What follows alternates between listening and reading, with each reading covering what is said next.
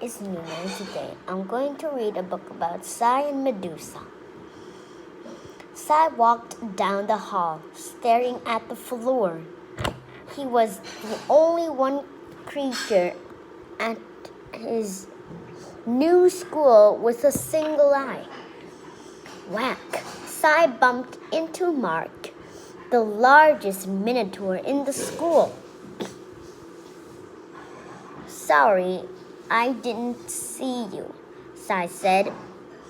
Can't you see at all Mark asked.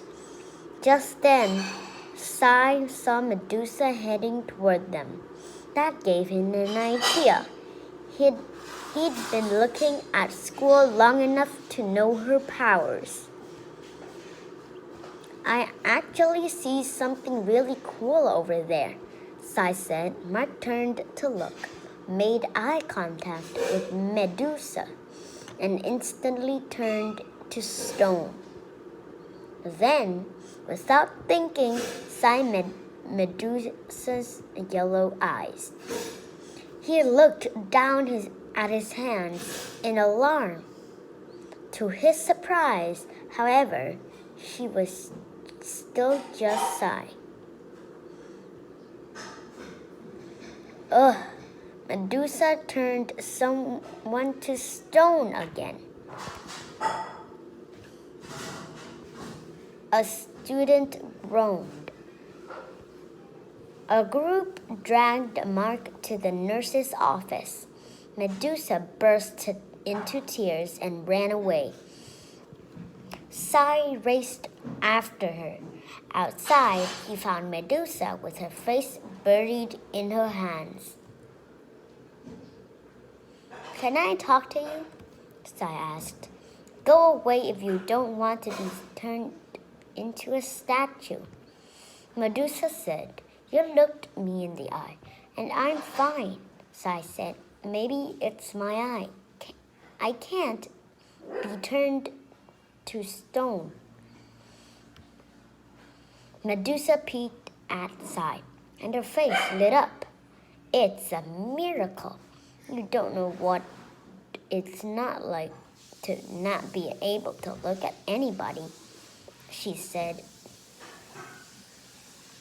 I don't look at people anyway, Sai said. Everyone stares at my one eye. Imagine having a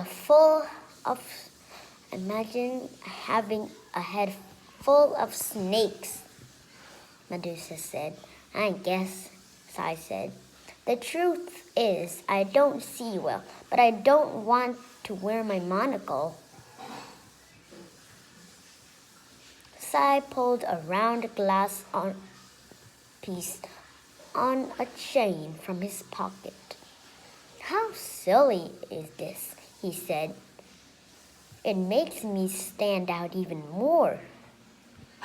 Can I see that for a second? Medusa asked. Sure, Sai said as he gave her the monocle. I won't be using it anyway. The school bell rang. Medusa patted Sai on his shoulder. I like your one eye, Medusa said.